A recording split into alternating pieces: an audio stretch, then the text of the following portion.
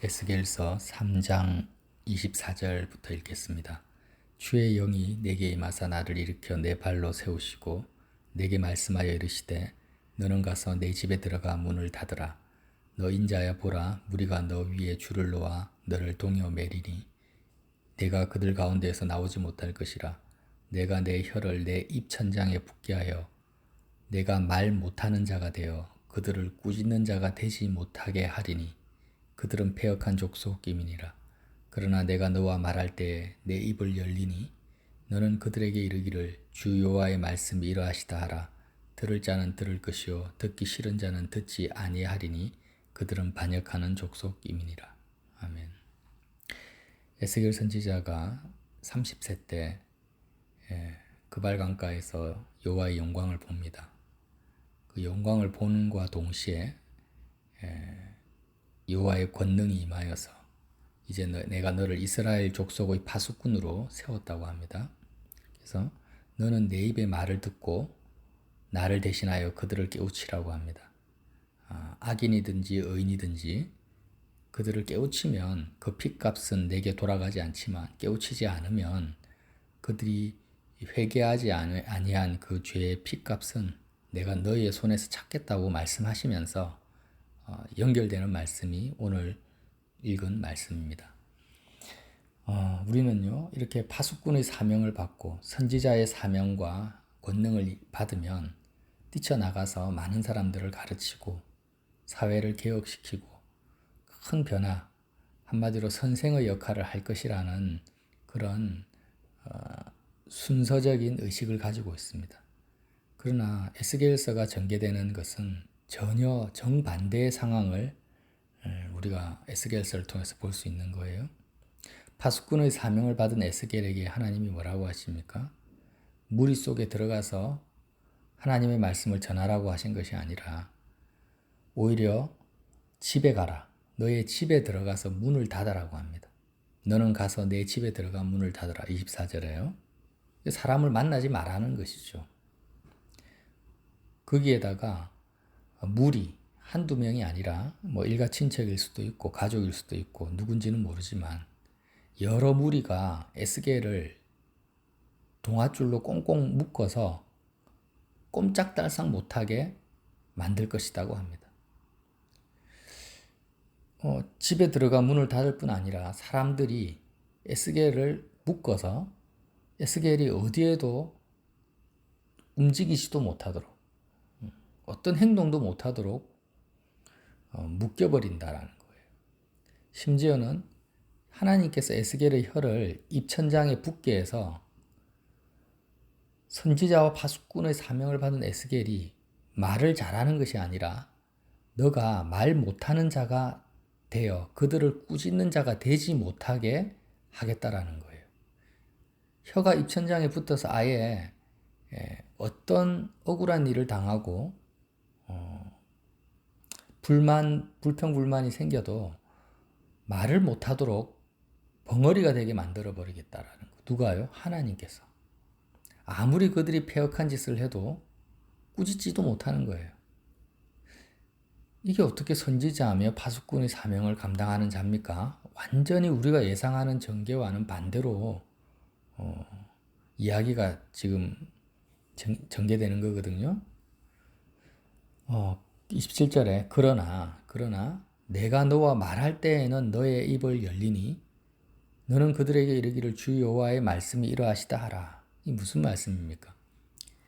이렇게 꽁꽁 묶여 있고 집에 들어가서 문을 닫고 있고 한마디도 말할 수 없는데 오직 유일하게 언제 말할 수 있느냐? 하나님께서 에스겔에게 말씀하실 그때에 오직 그때에만 에스겔의 입이 열리는 거예요. 그때 에스겔의 입이 열려서 에스겔의 말, 생각, 주장을 하는 것이 아니라 여호와께서 에스겔에게 말씀하시는 그 말만 에스겔의 입을 통해서 패역한 족속 그들에게 말할 수 있다라는 말씀을 하시는 것입니다. 이렇게 말을 했을 때 들을 자는 들을 것이고 듣기 싫은 자는 듣지 않는다라는 거예요. 모든 사람이 하나님의 말씀을 그대로 전했다 해서 변화되는 것이 아니라 듣지 않을 자는 안 듣는다고 합니다. 자, 우리는 여호와의 영광을 보고 성령의 권능을 받으면 말을 잘하게 될 것이다. 탁월한 가르침, 감동적인 설교, 상대방에게 감동을 줘서 많은 사람을 변화시킬 수 있다. 이런 생각을 은연중에 가질 수 있습니다. 마치 오순절날 사도들이 성령을 받아서 뛰쳐나가서 말 못하던 그들이 방언을 하고 세상을 뒤집고 사도가 된 것처럼 나도 권능을 받으면 그렇게 될 것이라는 기대치를 가지고 성령을 구하고 그렇게 성경 공부를 했던 시절들이 많았다라는 거예요. 그러나 에스겔서를 가만히 보면 그거와는 전혀 정반대의 상황을 우리가 볼 수 있습니다. 우리는 너무나 중요한 것을 놓치고 중요한 내용을 간과하고 성경을 봤던 거예요. 여태까지. 여러분, 이스라엘 백성들이요, 패역한 여리고성, 정말 하나님을 반역하는 그 여리고성을 어떻게 무너뜨렸습니까? 여리고성을 7일 동안 7바퀴를 돌잖아요, 매일. 한마디도 하지 않습니다. 하나님이 말하지 못하게 하시는 거예요. 침묵하게 하십니다. 왜 그렇게 하셨을까?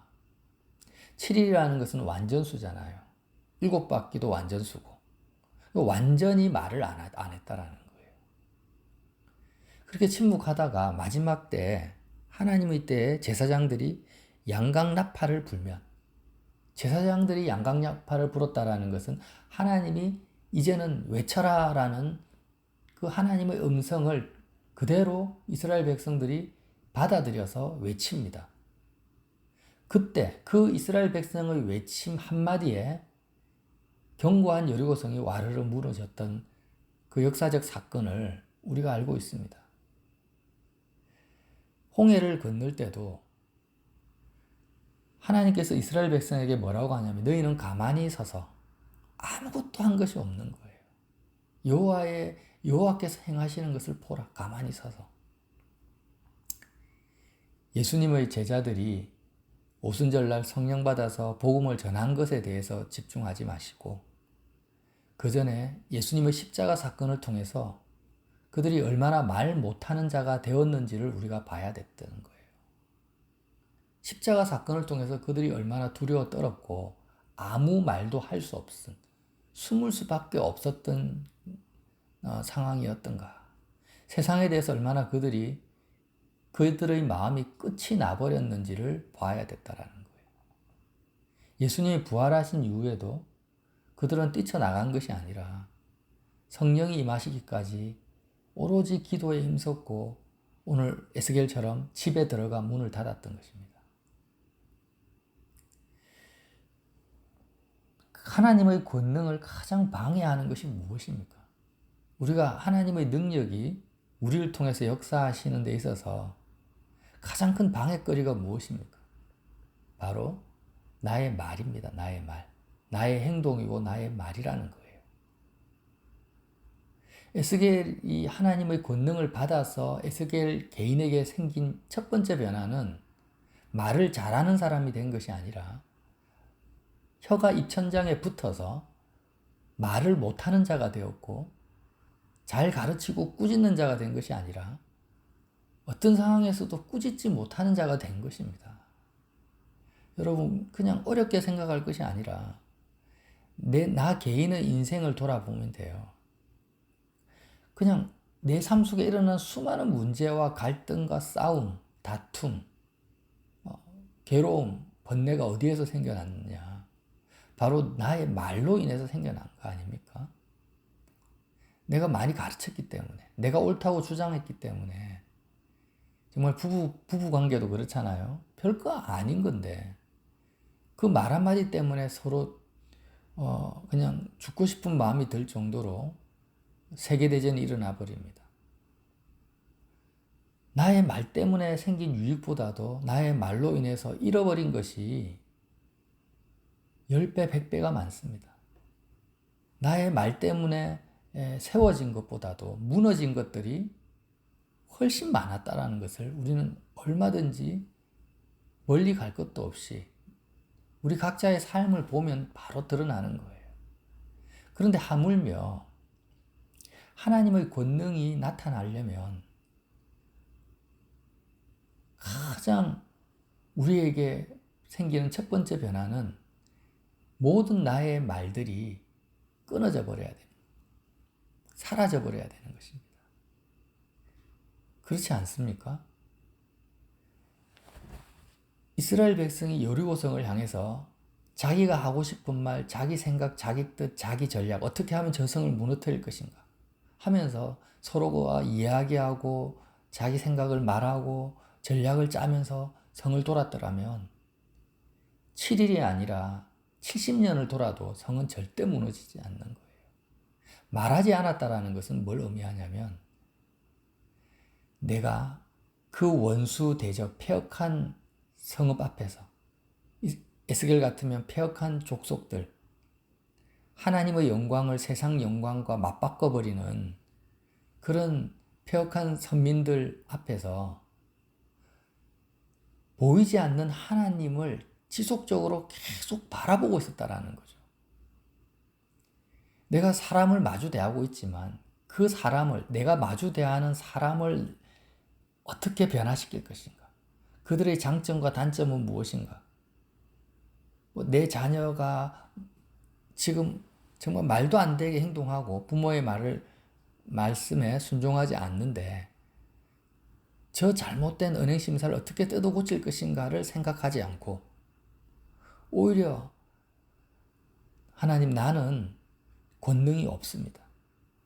나에게는 그 누구도 내가 그를 변화시키거나 그를 바꿀 수 있는 권능은 나에게는 없습니다. 내가 어떤 행동을 하고 어떤 말을 해도 뭐 소위 변론의 권세라는 말도 옛날에 많이 썼어요. 그러니까 말다툼을 하면은 무조건 논리적으로 이겨버리는 거예요. 그걸 변론의 권세다. 그런 아무리 내가 그 사람과 논리적으로 말을 설득력 있게 성경적으로 이겨도 그는 변화되지 않는다라는 거예요. 학생들이 초등학교 때 거짓말 하지 말고 쓰레기 버리지 말고 이런 말들을 많이 들었지만 알지만 다 거짓말하고 뭐 나쁜 짓 하잖아요. 우리 말로 우리의 행위로 심지어는 내가 본을 보인다고 해서 상대방이 변화되는 게 아니에요. 권능은 나에게 임하지 않습니다. 나에게 속한 것이 아니에요. 임하지 않는 것이 아니라 나에게 속한 것이 아니라는 거예요. 권능은 하늘로부터 내려오는 것이고 이스라엘의 파수꾼으로 에스겔을 세우신 것은 자 하늘로부터 내려오는 하나님의 권능의 통로가 너가 되어야 된다.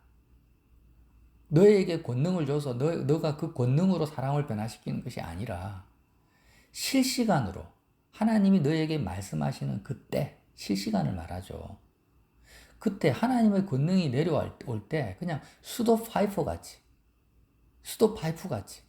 그냥 물이 지나가는 통로가 돼야 된다.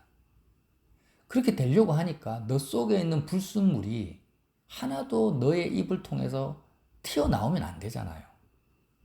그러니까 말을 못하게 하는 자가 되는 거예요. 여호와의 권능을 정말 받은 사람의 첫 번째 특징이 뭐냐? 말을 못하는 자는 거예요. 말을 못하는 자가 되는 것입니다. 모세가 40년 동안 여호와의 권능을 받기 위한 준비를 했는데 어떤 사람이 되었습니까? 말을 못하는 자가 되어버린. 그래서 아론이 대신 말을 했던 거예요. 예수님은 뭐라고 하십니까? 나는 스스로 아무것도 할 수 없고 내가 스스로 내 생각이나 내 뜻을 말하지 않는다. 오직 하나님 아버지의 말씀만을 말한다라는 것입니다. 제자들이 오순절날 성령을 받아서 말을 했을 때 그들이 방언을 했습니다. 그들이 했던 모든 말은 자기 생각과 자기 말이 아니었던 거예요. 오히려 자기 말을 아예 못하는 자가 되었기 때문에 성령이 그들을 통해서 복음을 전했던 거죠. 그런데 우리는 어떻습니까? 남편과 아내를 대하고 사회 여러 이웃들을 대하고 자녀들을 대할 때요. 내가 받은 감동, 내가 깨달은 것, 내가 분별되는 것들을 막 말하는 거예요. 말로 이겨버리고 가르치고 절대 하나님의 권능이 나를 통해 역사하지 않죠. 오히려 더 방해거리가 되는 것입니다. 심지어는 이제 어떤 마음을 가지냐. 아, 그래. 1차적으로 깨달아요. 그래, 내가 말하면 안 되지. 십자가에서 죽어야지. 말하지 않습니다. 그러면서 우리의 마음은 어디에 초점이 있냐면 마음으로 하나님이 언제 역사하시냐. 언제 하나님이 저를 변화시킬 것인가 자꾸 상대방에게 초점을 맞추는 거예요. 그것도 틀렸다라는 거죠. 왜? 너가 설사 여호와의 말씀이 이러하시다 하라. 그렇지만 들을 자는 들을 것이요. 듣기 싫은 자는 듣지 아니하는다라. 내가 온전히 말을 하지 않고 내 말을 하지 않고 하나님이 실시간으로 나에게 주시는 그 말만 딱 한다 할지라도 듣지 않을 자는 안 듣습니다. 결국 무슨 말씀이에요? 에스겔에게 하신 말씀은. 아예 상대방의 변화에 대해서는 관심을 가지지 말고 초점을 두지 말라는 거죠. 마음을 다해서 하나님 사랑하라는 거예요. 그게 이웃사랑이다. 참, 우리는 얼마나 이중적이며 심지어는 십자가에서 내가 부인되어지고 죽는 것조차도 상대방을 변화시키는 하나의 수단화시키고 방법론으로 생각하는 그렇게까지 땅을 사랑하는 패역함이 우리 속에 있다라는 거예요. 에스겔의 1장에서의 환상이 뭐냐? 내 생물이 날개를 달고 오직 하나님, 하늘에 계신 아버지 생물의 머리 위에 하늘 보좌가 펼쳐지지 않습니까? 우리의 생각과 마음과 머리가 오직 하늘에 계신 아버지께만 마음이 들여지는 상태가 지속적으로 유지만 된다면 하나님의 권능이 하늘과 연결된 너를 통해서 하나님의 때에 나타날 것이고 그 사람의 특징은 어느 누구도 변화시키려고 하거나 변화를 기대하거나 개혁을 기대하거나 상대방에게 관심을 두지 않는다라는 거예요. 지금 내 자녀가 빨리 변화되었으면 좋겠죠. 남편이나 아내가. 그런데요. 지금 변화되는 것이 과연 좋은 것인가 나쁜 것인가 우리는 알 수가 없는 것입니다. 내 자녀가 지금 은혜 받고 변화되었다가 나중에 오히려 성령으로 시작해서 육체로 마치면 어쩔 것입니까?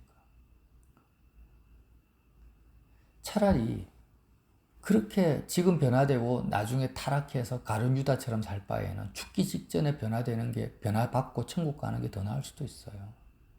그건 알 수가 없는 거죠.